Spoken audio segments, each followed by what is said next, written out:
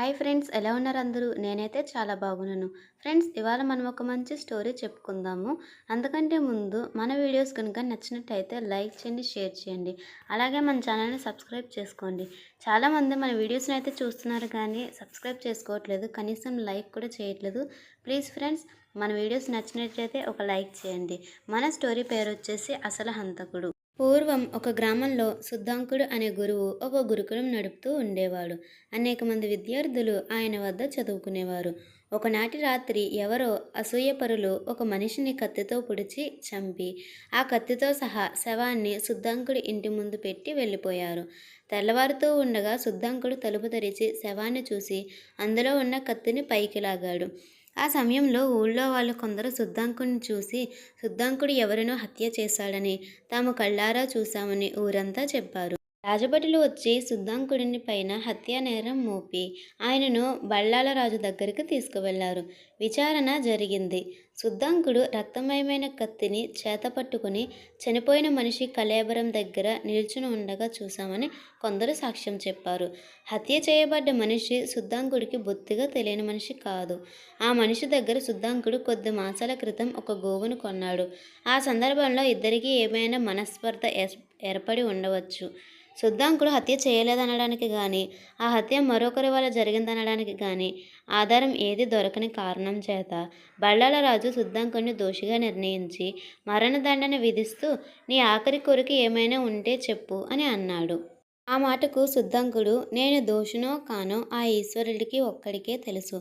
ఏమైనా నాకు 2 వారాలు గడువిస్తే నా వ్యవహారాలన్నీ చక్కపెట్టుకుని వచ్చి మీరు విధించిన శిక్ష అనుభవిస్తాను అన్నాడు. నీకు బదులుగా ఎవరన్నా ఉండే పక్షంలో నిన్ను 2 వారాల పాటు వదిలిపెట్టగలను. నీవు తిరిగి రాకపోతే నీకు విధించిన శిక్ష అతడు పొందడానికి సిద్ధంగా ఉండాలి అన్నాడు రాజు. అప్పుడు సుద్దాంకుడు నాకు అలాంటి వారు ఎవ్వరూ లేరు అని బదులిచ్చాడు.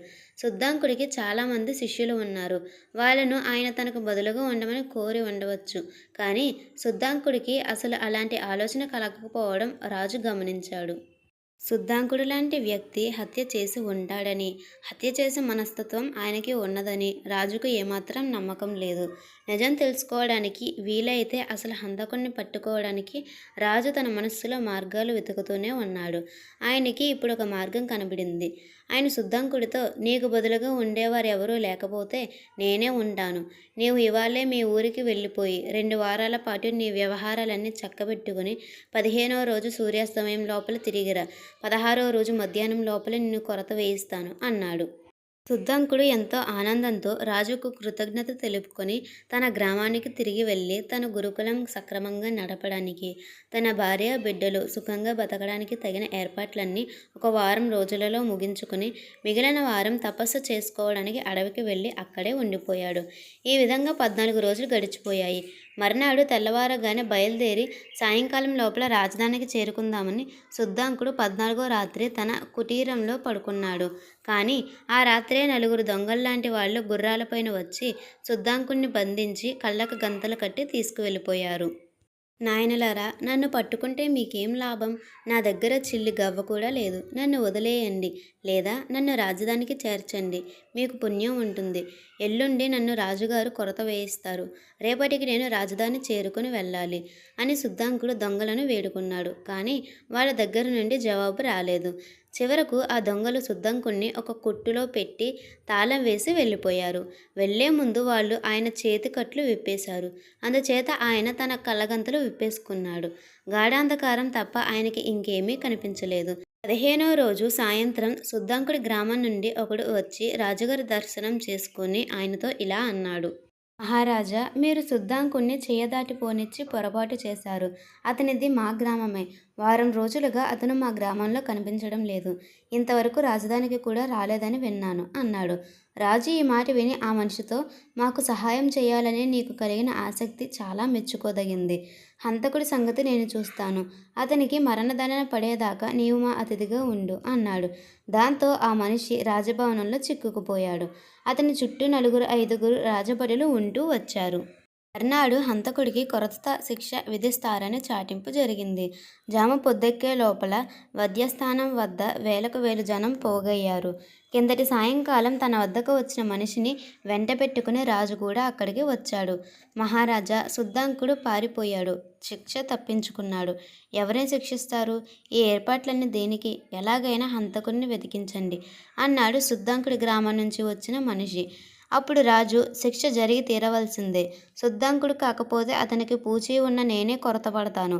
కాకపోయినా శుద్ధాంకుడు కొరత పడాలని నీకింత ఆదుర్దా దేనికి అన్నాడు ఈ మాటలకు ఆ మనిషి తెల్లబోయాడు. రాజు అతన్ని విడిచిపెట్టకుండా ప్రశ్న మీద ప్రశ్న వేసి ఆ మనిషి చేత కొంచెం కొంచెంగా నిజమంతా బయటపెట్టించాడు. ఆ మనిషి శుద్ధాంకుడి దగ్గర బంధువే, దాయాది. 2 కుటుంబాల మధ్య చాలా కాలంగా తగాదాలు నడుస్తున్నాయి. ఒక ఆడమనిషి కారణంగా ఈ దాయాది తమ ఊరి పశువుల వ్యాపారిని హత్య చేసి శుద్ధాంకుడి పైన పగ తీర్చుకునేటందుకు శవాన్ని తెచ్చి శుద్ధాంకుడి ఇంటి ముందు పాడేశాడు.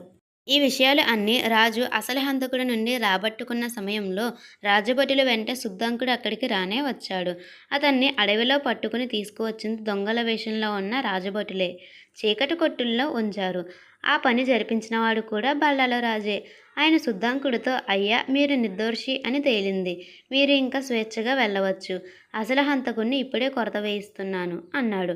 శుద్ధాంకుడు ఎక్కుతాడని ఊహించిన కొరతపై దాయాది తానే ఎక్కి చేసిన తప్పుకు శిక్ష అనుభవించాడు.